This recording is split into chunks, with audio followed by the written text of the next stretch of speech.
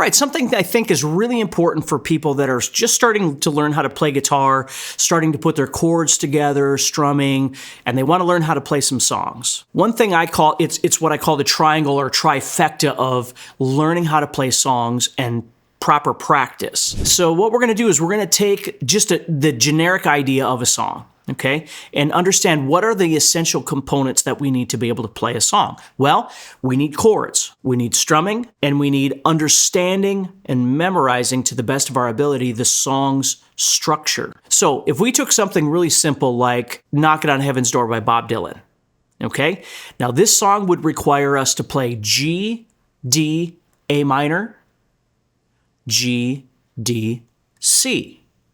Now, at first, listen, you're not going to know that. You're just listening to the song and whatever. So what you're doing is, in the first stages, you're just listening and trying to kind of get used to what's going on here. So the song starts, there's strumming going on, there's these oohs happening, and then it goes into the verse, and then it goes into the chorus, and then it goes into a verse. And again, you don't have to overanalyze it, but you're just generically kind of listening to the song, getting an overarching bird's eye view of what you're hearing with this song. So nothing's really standing out as being weird. It's just the same thing kind of over and over and over. So this might be a good song to learn how to play. And of course, asking for advice is always a good thing. If you have a guitar player handy that you could ask, hey, I'm learning these chords, what would be a good song to learn how to play? So we're listening to the song, we're kind of getting used to this. Now we zoom in a little bit and start thinking, okay, are there any changes happening here? We know there's a verse, we know there's a chorus, that sort of thing. Let's start looking at the tools that we need to be able to play this song, and if there's anything different that's happening. So we start listening to it and we recognize, okay, so what it actually is G, D, A minor, G, D, C, over and over and over.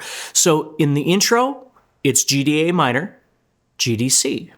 In the verse, in the chorus, it never changes. There's no interlude or something, which often happens in a song. There might be an interlude or a weird bridge or something that happens where the chords change or the key changes or something like that. In this song, it doesn't. It's a perfect song to learn how to play if you have the tools. So structurally, we're understanding now. Okay, so instead of having to stare at a chart and all that sort of thing, if we just get used to thinking G, D, A minor, G, D, C. More specifically, G, D, A minor, G, D, C, C. So I'm thinking of it as a group of four measures, whatever you want to think of. Again, not getting too caught up in that. Just real simply, there's 8 things happening here. G, D, A minor, G, D, C, C. So if I break it into 2, it's 2 groups of 4. Very easy for me to memorize. The other thing I'm identifying is, it's G, D, and then A minor, and then G, D again, C. So the only thing that's really changing is the A minor and the C. So structurally, again, I'm simplifying in my brain what this looks like. So now we get to the tools. Well, obviously the chord tools would be G, D, A minor, and C. Those are the chords that we need to be able to play. So that's down here of this triangle, that's down here. And then we've got strumming, trying to figure out what we're going to do for a strum. So let's focus on the chords first. So if I don't know these chords, this is probably not the right song for me right now. This might be a perfect song once I've developed chords a little bit more, but because there are 4 chords, maybe what I need to do is find a song that only uses 1 or 2 chords to begin with, to try and develop those, learning how to play those chords, right? Getting comfortable with making the shapes of G, for instance, and D. And then doing what I call bouncing, where you practice making the shape over and over and over. So your hands get used to making these through muscle memory. You get more accurate. You get quicker, right? All those kind of things start happening. So you practice bouncing, right? Bouncing the G chord over and over and over, bouncing the D chord over and over and over. And all the things I always talk about, things like focused practicing. Like if you're kind of practicing, but you're watching TV, you're not really practicing. Like the best thing you could do is set aside some real quality time to really focus and really think about what you're trying to accomplish, whether it's 15 minutes of practice or 2 hours of practice. Have a plan of attack. Don't just do a little of this and a little of this and a little of this. It's okay sometimes, but if you do that all the time, it's really hard to make any progress. So you look and you think, okay, I really need to learn how to play the G chord. Why? Because I'm going to play this stupid chord for the rest of my life, right? Whether I like it or not, it's not going anywhere. It's a super common chord that guitar players play. So I need to learn, what does it look like in my head? What does it look like on the fretboard? Do I have any question in my mind? Do I have to keep looking at a chart going, oh, where do my fingers go? Okay, that's where I need to start, right? I shouldn't have to do that anymore. G, I should see it in my brain.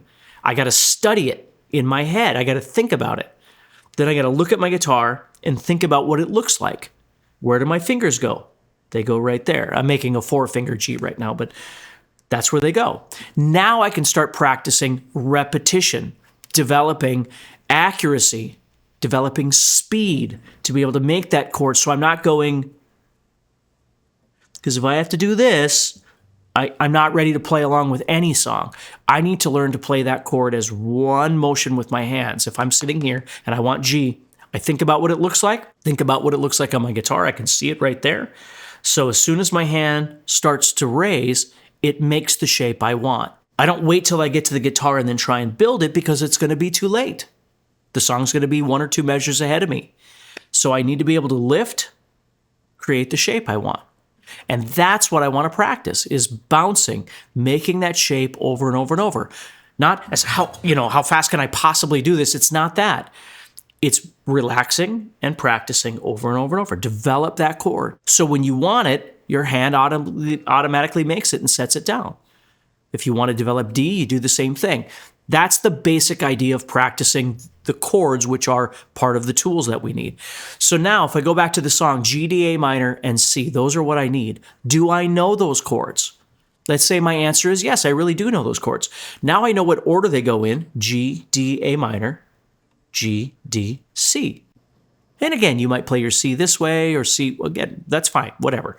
G, D, A minor, G, D, C. So now I start bouncing and practicing the fundamentals, the rudimentary elements of this song. Can I move from G, D, A minor, G, D, C? Can I do that?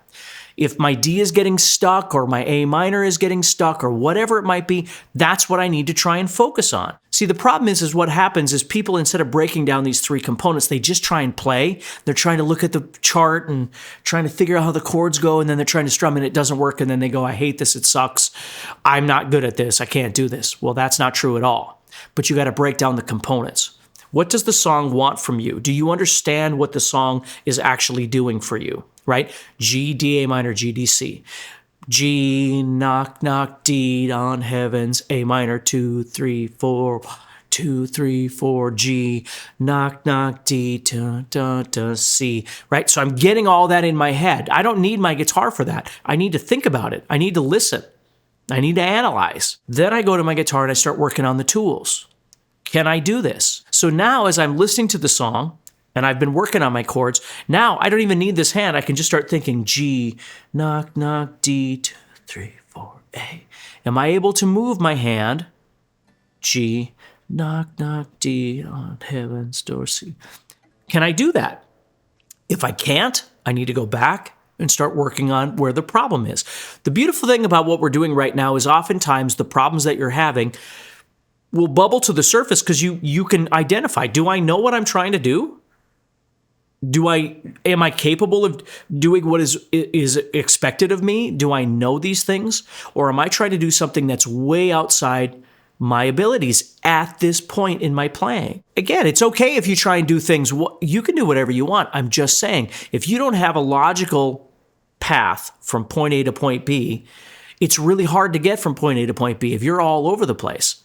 So that's why we start with something like 2 chords or 3 chords or 4 chords that are commonly used together, so we can learn how to play not one song, but 2 or 3 or 5 or 10 or 20 songs that use these chords.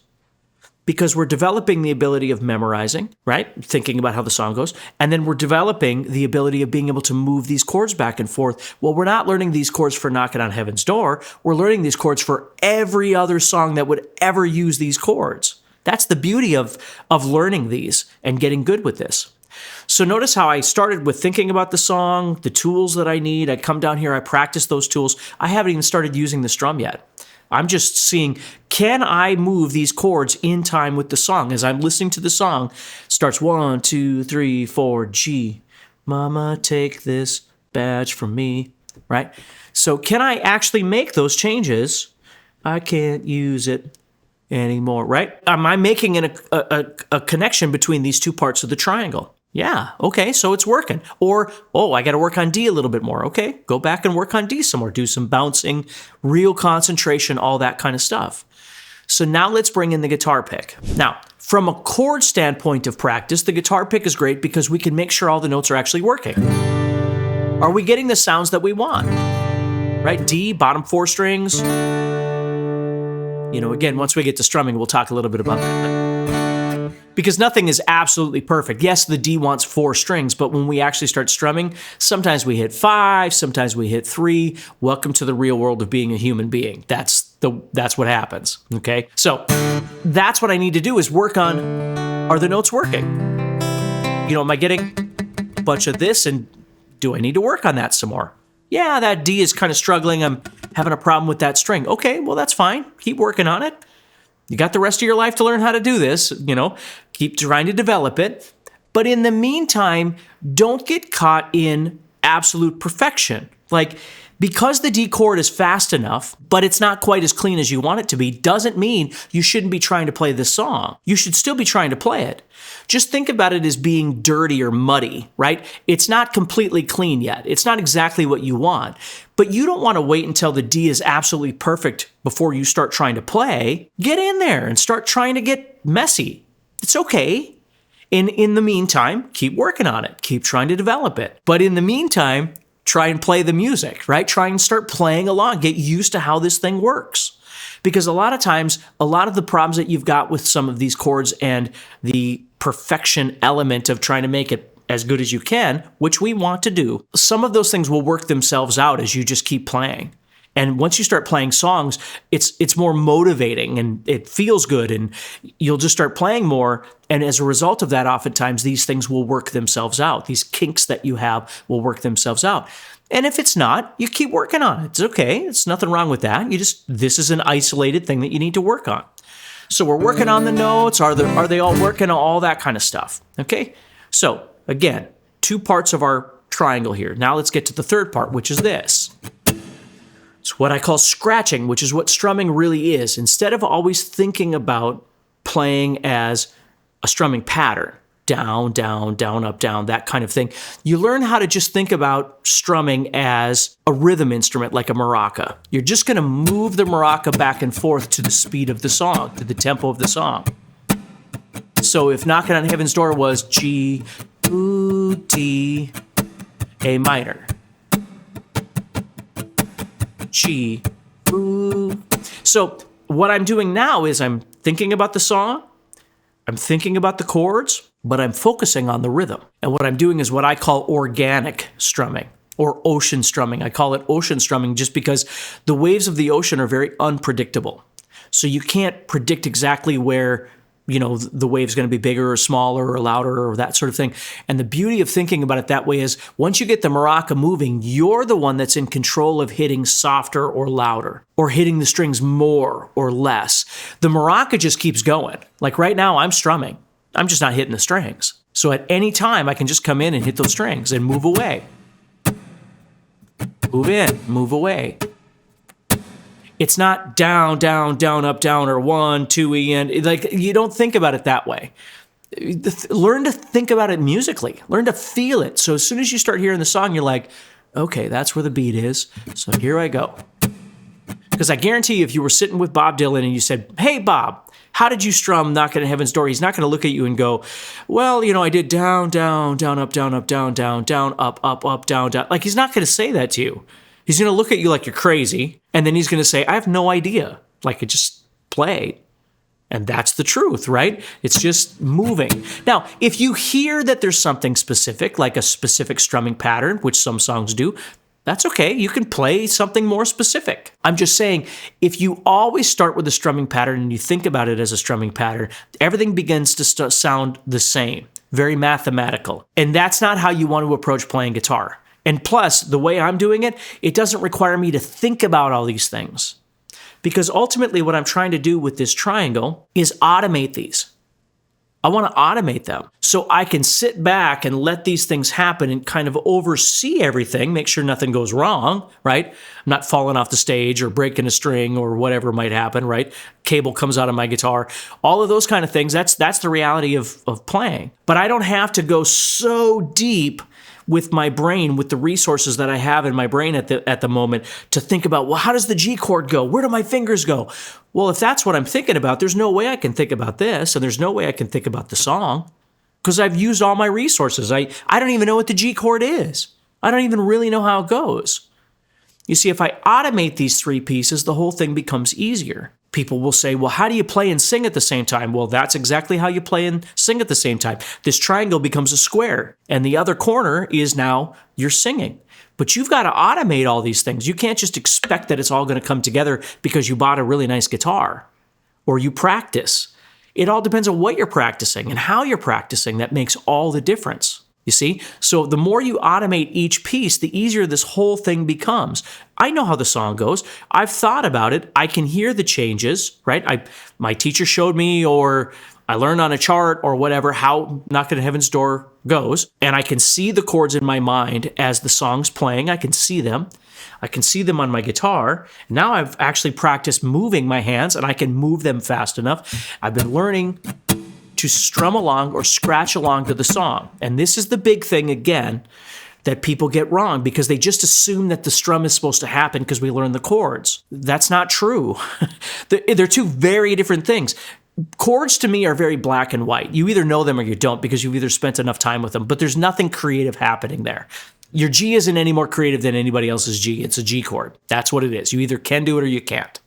But strumming is very different because strumming, as soon as your guitar pick hits those strings, you're doing something that people can hear. If I'm not strumming, you're not hearing anything. But as soon as I start strumming, it's either going to sound like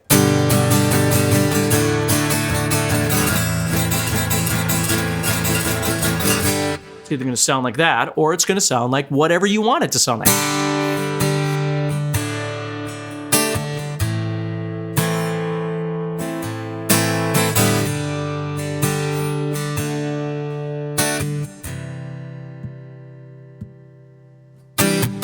Right? Whatever you want. But there's more music in the second one than there is in the first one. So learning to break these three pieces down and practice each one independently. Don't just expect that it's all going to work. I usually tell people too that these two hands really aren't friends with each other. They're doing something completely different. The both sides of your brain are focusing on something completely different.